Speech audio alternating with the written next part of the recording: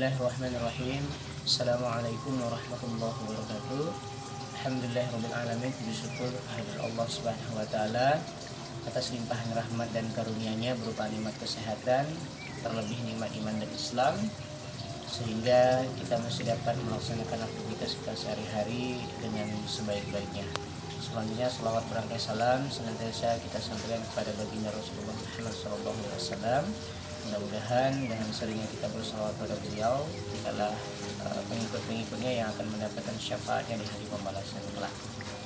Nah, pada kesempatan hari ini saya akan menjelaskan materi pendidikan agama Islam kelas 11 bab 5 tentang masa kejayaan Islam.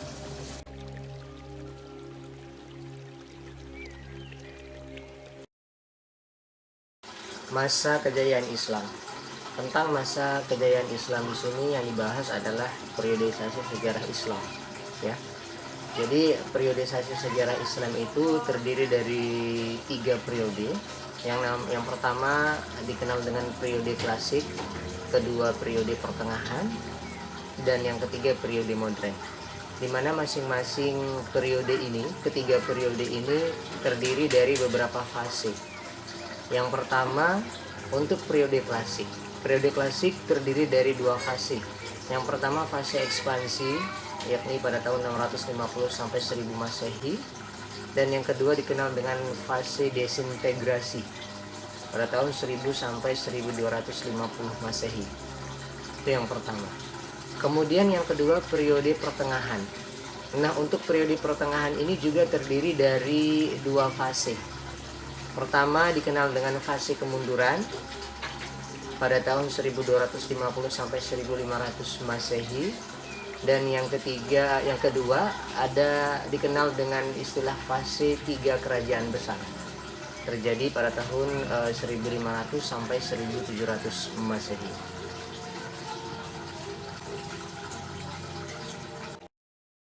Untuk yang pertama adalah periode klasik.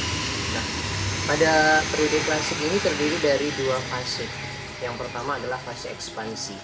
Nah, pada fase ini dikenal sebagai puncak kemajuan Islam, dikenal sebagai masa kejayaan Islam, ya, di bawah kepemimpinan para khalifah, yakni Khalifah Abu Bakar As-Siddiq, Umar bin Khattab, Khalifah Umar, Utsman bin Affan, dan Ali bin Abi Thalib, ya. Jadi pada fase ekspansi ini dikenal sebagai masanya atau fasenya puncak kejayaan Islam.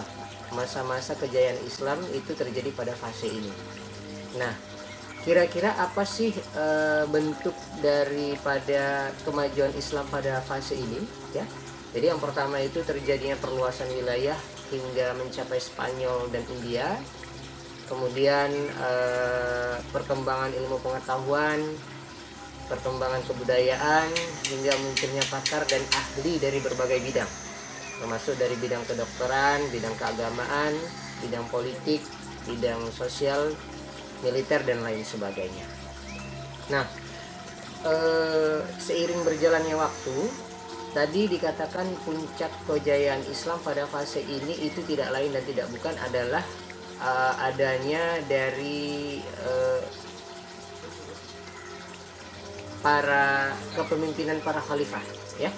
Jadi selain daripada kepemimpinan para khalifah, yang menyebabkan pada fase ini juga mengalami kemajuan ataupun mengalami kejayaan, itu ada beberapa kerajaan besar, yakni kerajaan Bani Umayyah dan kerajaan Bani Abbasiyah, di mana kedua kerajaan ini juga berperan penting di dalam menciptakan kejayaan Islam pada fase ini, ya.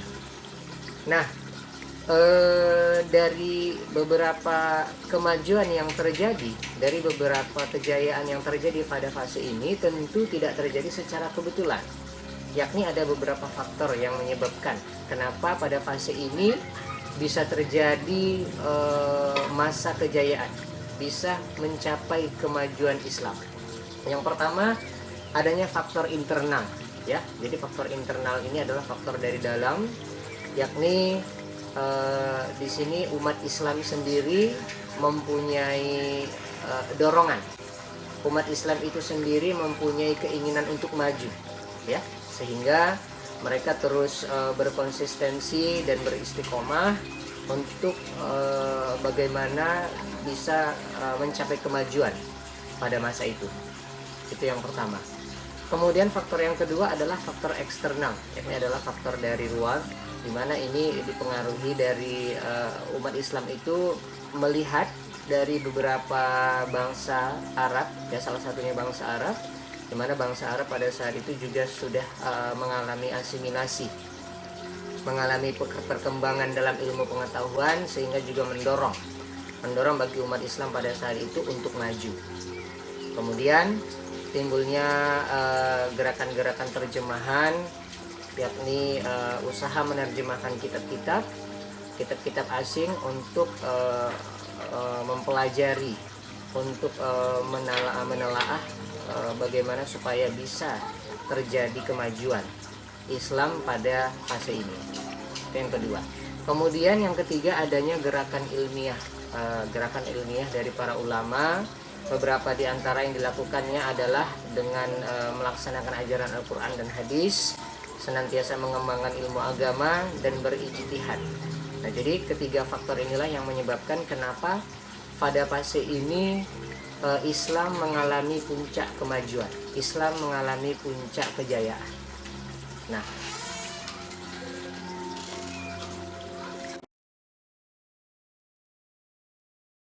untuk yang kedua adalah fase disintegrasi, terjadi pada tahun 1000 sampai 1250 Masehi.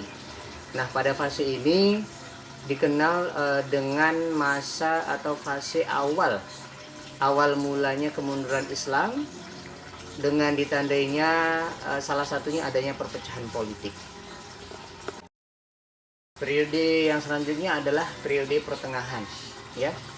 Jadi periode pertengahan ini terjadi pada tahun 1250 sampai 1800 Masehi, di mana pada periode ini merupakan lanjutan daripada fase desintegrasi, ya. Fase desintegrasi tadi dikatakan adalah bahwa awal mulanya kemunduran Islam, ya. Jadi pada fase ini merupakan lanjutan daripada fase disintegrasi, di mana fase ini merupakan fasenya kemunduran umat Islam secara besar-besaran, ya. Ditandai dengan apa? Ditandai dengan adanya jatuhnya imperium kesultanan dan perebutan kekuasaan, serta terhentinya perkembangan sains dan teknologi. Ini yang kedua. Kemudian untuk yang ketiga adalah periode modern. Periode modern terjadi pada tahun 1800 sampai sekarang, di mana periode ini dikenal sebagai periode kebangkitan umat Islam, ya.